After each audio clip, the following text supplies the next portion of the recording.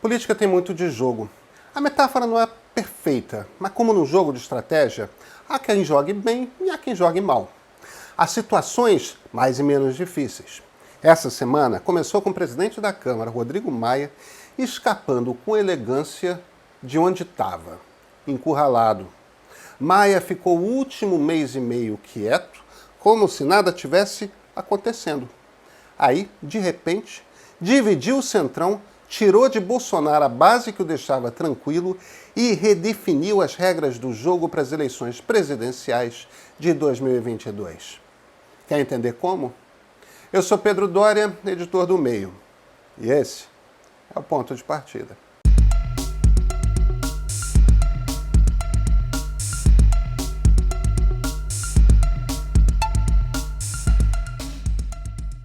Do ponto de vista do jogo político, Jair Bolsonaro foi um desastre completo no seu primeiro ano e meio de mandato.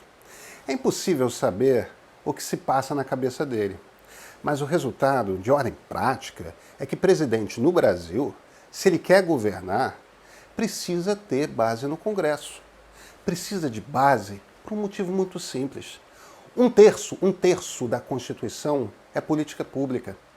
Todo presidente que tem ideias e as queira botar em prática vai precisar mexer na Constituição. E aí, não tem jeito. Vai ter de contar com o voto de uma maioria qualificada. Ou seja, 3/5 dos deputados e 3/5 dos senadores. E isso, olha, é em 2 turnos. Vota uma vez e depois vota uma segunda para confirmar que era aquilo mesmo. 4 votações no total, 2 em cada uma das casas do Congresso. Que um presidente chegue ao Palácio do Planalto achando que fará qualquer coisa sem base é meio que inacreditável. Mas foi a escolha de Bolsonaro. Não deu. Não governou. Veio a pandemia. Tudo piorou muito e o impeachment começou a bater a porta. Aí ele entendeu o que estava em jogo e fez o que tinha que ser feito. Segurou o smartphone do filho Carlos e partiu para o atalho que todo presidente da República sempre buscou.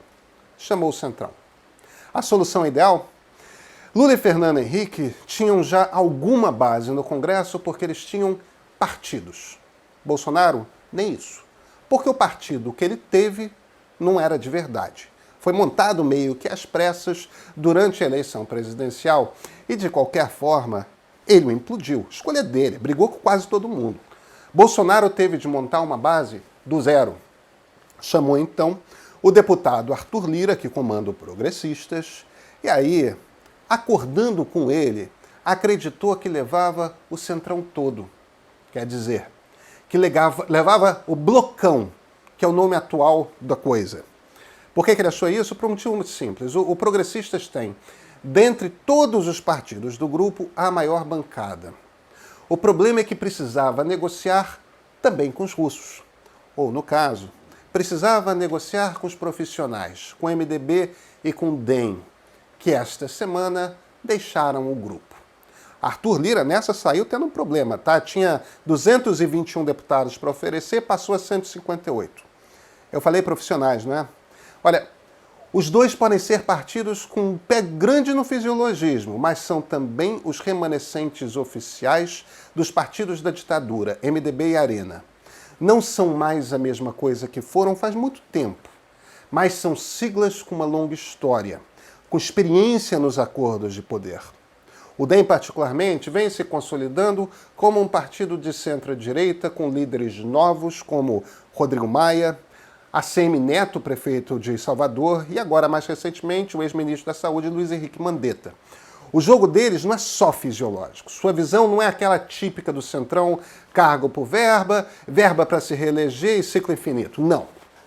Esses dois partidos querem voltar ao governo. E vejam, o DEM tem alto potencial para ditar parte do jogo político dos próximos anos e compor uma chapa forte com presidência ou vice em 2022. Mas para isso, precisa seguir com poder em 2021. E isso quer dizer que precisa continuar com influência na presidência da Câmara dos Deputados e no Senado Federal. O MDB compreende esse jogo e sabe que se compuser com os democratas, os dois juntos têm chances. Dar apoio a um governo que os ataca toda hora em troca de carguinho, deixa isso para os amadores. Para a turma do Lira. O que essa turma nova está preocupada é com a eleição para a presidência da Câmara que ocorre na virada do ano. Quem é que vai suceder Rodrigo Maia? Aliás, antes de haver essa virada, é preciso antes botar o termômetro nos partidos políticos para entender quem tem mais poder e quem tem menos. Como saber? Eleições municipais. As eleições municipais definirão que partidos terão infraestrutura para a eleição presidencial. Quanto mais prefeitos, mais máquina para ajudar na campanha eleitoral. Bolsonaro vai sair forte? Muito difícil. O presidente da República escolheu não ter partido. Quer entender por que Roberto Jefferson, presidente do PTB, se tornou seu mais forte puxa-saco? Quer Bolsonaro no partido para atrair votos para os seus candidatos no país. Talvez o presidente não tenha escolha. Agora, e DEM e MDB? Se a onda de direita continua, é bastante possível que eles cresçam organicamente. O PSDB também está de olho. E olha, e se de repente é a esquerda que terá um retorno? No fim das contas, o cálculo que esses dois partidos fizeram é simples. Não tem lógica ajudar a fortalecer politicamente um presidente fraco que sempre os traiu. Não nesse momento. É melhor trabalhar as campanhas, botar mandeta para correr o país, de repente até atrair um Sérgio Moro e deixar a eleição de novembro acontecer. Se eles saem fortalecidos, se o seu grupo continua com a presidência da Câmara, aí eles vão ter outro poder. O poder de abrir um processo de impeachment. Porque, lembrem-se de uma coisa, em 2021 teremos duas realidades. Uma é de que a crise econômica, ainda não sabemos quão grave, mas muito séria, vai estar rolando. A gente ainda não tem noção de quanto a pandemia afetou pequenos e médios negócios. Mas vejam só, quantas vezes por semana vocês leem notícias de que restaurantes queridos, de que lojas muito frequentadas estão fechando as portas nas cidades de vocês?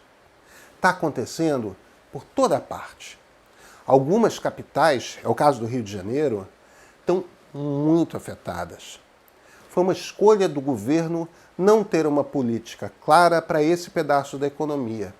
Ainda não vimos também o impacto real que a pandemia vai ter no final no Centro-Oeste, que é um bolsão eleitoral importante do governismo. Tampouco sabemos se o Renda Brasil vai durar, quanto vai ser, quanto vai funcionar, quem vai receber, porque isso vale voto, tá? Para não falar da possível derrota de Donald Trump na eleição americana. Se ele perde muito feio, isso atinge a credibilidade de Bolsonaro perante parte dos seus eleitores? Ele fica parecendo, talvez, alguém que apostou no time errado e ganha um certo estigma de jogo político que passou? Ou numa presidência Biden, com União Europeia e Estados Unidos pressionando o Brasil por conta da sua política ambiental, tirando investimentos, que tipo de efeito isso vai ter? Há forças que tiram apoio do governo e forças que lhe dão apoio. Teremos uma pista desse jogo coordenado de forças só a partir de novembro, com as eleições aqui e nos Estados Unidos. É o que vai determinar o equilíbrio de forças na Câmara e no Senado. E assim, Bolsonaro sairá mais forte ou mais fraco para enfrentar 2021. Vai preparar o terreno para definir se ele completa ou não o seu mandato e quem dá partida para a corrida na direção a 22. É ano do bicentenário da independência do Brasil. Para Epitácio Pessoa, o presidente em 1922, ou do primeiro centenário, foi um ano de pesadelo. E para Jair Bolsonaro, hein? O que vai ser?